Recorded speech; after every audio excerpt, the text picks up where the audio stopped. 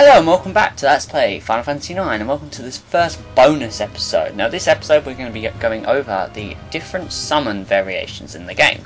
Now off screen I have grinded, I'm not really sure what the word is, 99 of every single gem. Now to do this, the easiest way to do it is to go into your config, set ATB to, cursor to memory. I'm going to take it off now so I don't need it on there, and knock out all your other party members apart from Aiko. Give her High Tide auto region and sellotape and find a battle with something weak like 2 moves, for example, on the by Dali or something.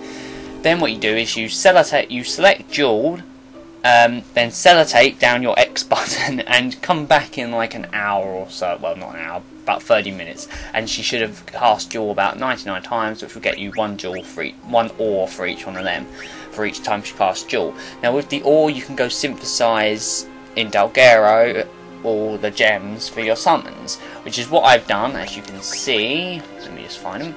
I have synthesized 99 of every single gem. The only one you can't synthesize, Aquamarine, which it costs 4 ore to make 1 Aquamarine with that little dragon statue in Dalgero. Now 99 Garnets is of course extremely useful because it powers up Bahamut. 99 Amethysts are going to become more apparent in another episode of why I did that. I did that actually during the LP. 99 Aquamarines, of course, for Leviathan. 99 Peridots for Ramuh. 99 Sapphires for Fenrir. 99 Opals for Shiva. 99 Topaz for Ifrit. Lapiz Lazuli, I'm not sure what that does. I don't think it does anything, but don't quote me on that. And 99 ore. Now 99 ore actually affects Odin. Now what it does is the chance to inflict death is 99. It is half of the amount of ore you've got. So if you've got 99 ore, there's like 50% chance Unsu can inflict death. If you've got Odin's sword equipped, if death doesn't work, the power of Odin's sword will be 145 minus the number of ore. I'll put all this in the video description. So yeah, ores is very handy to just get yourself 99 ore just for Odin. And Odin, that's going to be the ore and the amethyst are going to become apparent in the next bonus episode after this one. Now there's also variations of the summons that you can do. These only affect Aiko to kind of give her the same amount of summons that Garnet has. Garnet has 8 summons, and with this you can give Aiko 8 summons. Now first things first, I'm going to equip her with a Maiden's Prayer if I can find it. There it is, Maiden's Prayer. Now we need to find a battle. Now, we all know what Fenrir does. Fenrir uses the attack Terrestrial Rage, which is Earth-based. It's 42 power plus the number of Sapphires. Now, the problem with that, of course, is that lots of enemies, especially towards the end of the game, pretty much most enemies happen to hover, which means they're immune to Earth.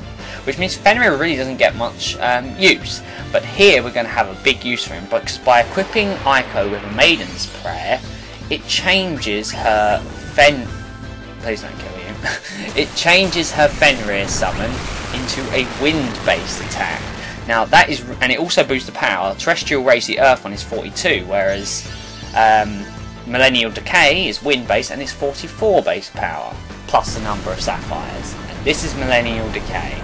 Now most people actually just don't know about these summons, if I'm perfectly honest, these variations, because of it's kind of a really bad system, because for pretty much for all the game you are going to be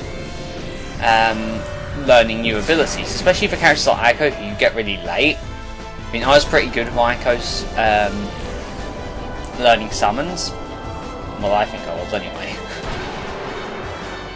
Look at that, nice damage. I think that's pretty good. I mean, it's just a really bad oversight by them, in my opinion, that they would do something like that. Maybe it should have been based on what weapon you've got, or maybe you should just be able to set it. Maybe it will take the last thing you equip, if you last equipped a Maiden's Prayer, or if you last equipped a Sapphire or something. I don't know, but it just kind of seems bad in my opinion. All these formulas I'll be giving you are of course for the full animation. If there's half animation, I think you just half the damage or something. Now there's also there are 3 different variations of the Carbuncle summon, which means altogether Aiko has 8 different summons, effectively. Now what we want to do is give her a diamond, if I could find it. I don't know why I say it, because I have no idea what I'm looking for until I start saying if I could find it. So yeah, let's first give Aiko a diamond, and then let's get another random battle. Now we all know what Carbuncle does. Carbuncle does Reflect with Ruby Light, and if it's a full animation, it will give Reflect plus Protect to everyone in the party, and that's really handy, especially if you remember the Ifrit boss battle. I mean, we raped him with that. That's just one of my favourite techniques in the game. I really love Reflect. It's probably my favourite thing in Final Fantasy games is the Reflect status. I really like it. It's such a cool thing. I love it when they give opportunities for you to use it all the time. Now, here we're going to show off what happens when you give Carbuncle a diamond. So let's just have Aiko go.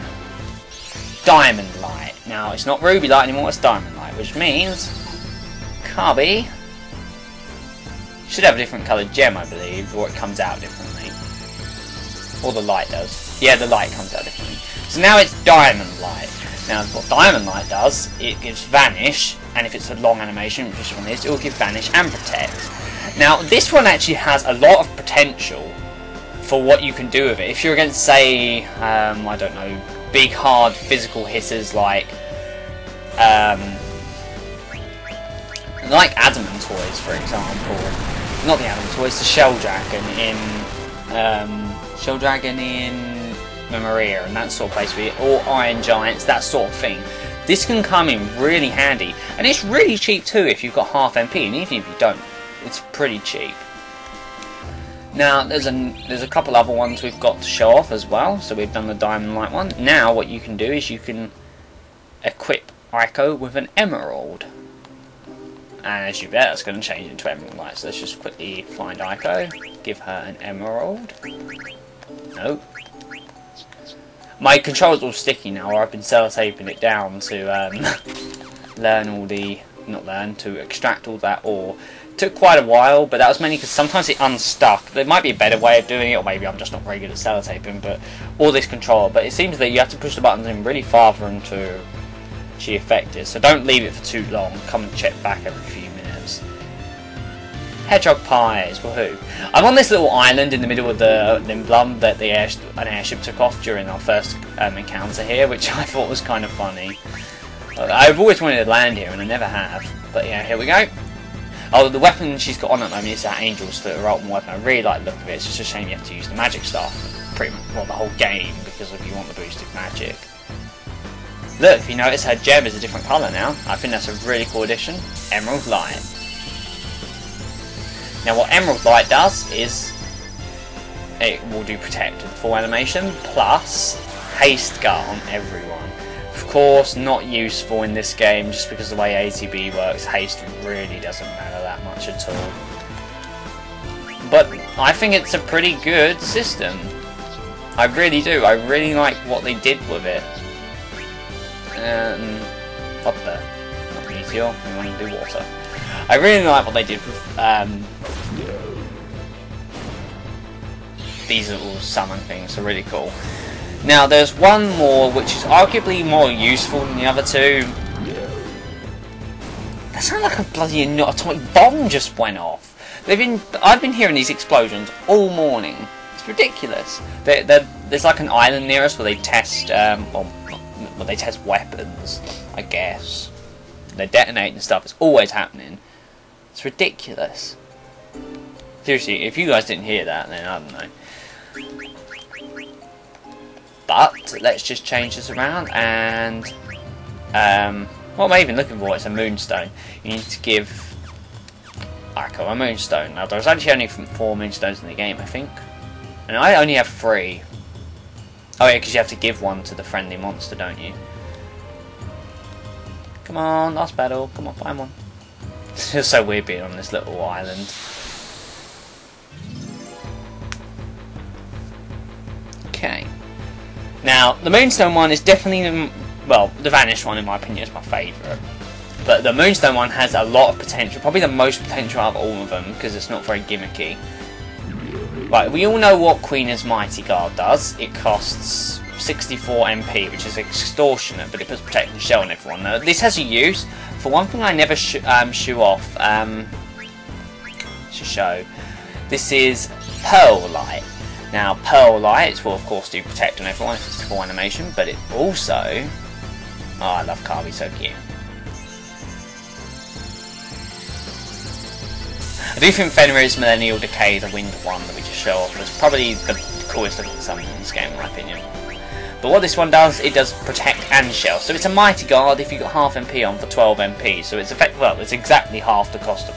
No, I don't know. It's very cheap compared to the other one.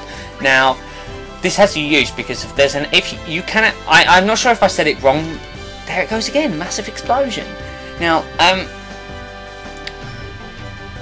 I might have said in the Ozma video that it's tied with HP with the Yan, but what I actually meant is tied HP with a friendly Yan. Now, I've actually forgot about this, complete oversight by me, as I wouldn't have killed it, and I don't have a way of getting my save file back, and I'm not playing through the whole game again. It's not too important, it's optional, but what you can do with the friendly Yan is you can actually kill it. Now, when you do it, it uses a very strong attack called Bah! if you attack it, and this is the strongest attack in the game, strongest physical attack in the game. It's like 145 power. It might be a lot higher than that. That's I'm just putting that number out of my head. I think that's what I've read, and it hits everyone, and it also inflicts silence.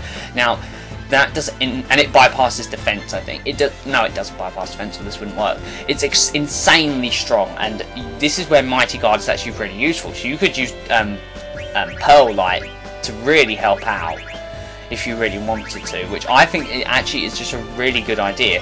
Now, Pearl Light, because of that, it has a use. Now, what you can do with that is you can actually continuously kill it over and over and over again. It takes quite a while to kill, since the only things that are going to do damage to it are things like Frog Drop, Thievery, and Dragon Crest.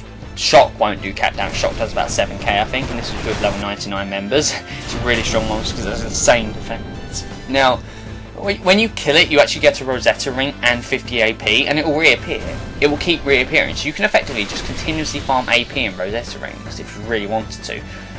So that's an actual really handy thing you can do there. And Diamond Light means you don't have to bring Queener if you don't want to. And of course then you get the chance of Phoenix reviving you if you did so die. Which I think is really handy. So I can't show off the friendly Yang kill, but that's not too important because it's kind of optional. Most people will never do it as it requires a very high level party. I mean, higher than mine, with proper equipment. In my stats, at the end of the game now, I'm probably not going to get any higher level. Well, I might eventually. I might get this file up because this is probably the best file I've ever done because I've never bothered completing the card game before. Yeah, I mean, these guys won't have perfect stats just because I didn't keep them at level 1 until I got Amaranth, but that's not really... Well, you have to keep them level 1 until disc 4, I think, because you have to get the best equipment which boosts the stats more, and when they level up, they'll occasionally get stat boost. So that's probably the best I'm going to get my character, so I wouldn't really stand a chance against it anyway, and especially because I haven't capped Thievery's damage yet, I haven't capped Frog Drop, the only one I have capped is Dragon Killer. Thievery's really hard to cap. I don't know why people say it's easy. I mean, I didn't steal too much during the start of the LP, but I was stealing a lot during the end, especially off screen. You guys wouldn't see it because I cut out a lot of battles, and I pretty much never had Zidane attack. But during the start of the game, you really don't have a choice because the only physical attacker you have is Zidane. I mean, Freya comes in, but she's pretty shit at the start of the game, if I'm honest. The weapon they give her is just really weak in comparison to the other guys, and she just doesn't seem to hit as hard, mainly because she's missing all the killer abilities. I mean, even at the end of the game, she doesn't hit anywhere near as hard as the other guys, mainly because her ultimate weapon is just pants, damage-wise. It's like 77. That's ridiculously low. But yeah, that's all we're going to be doing in this bonus episode. I hope you enjoyed seeing these summon variations, which actually gives it 8, the same amount as Garnet. So yeah, I hope you guys enjoyed that, and join us in the next episode where I will be showing, next bonus episode, where I will be showing off how to kill Yans. Thanks for watching, guys. See you then.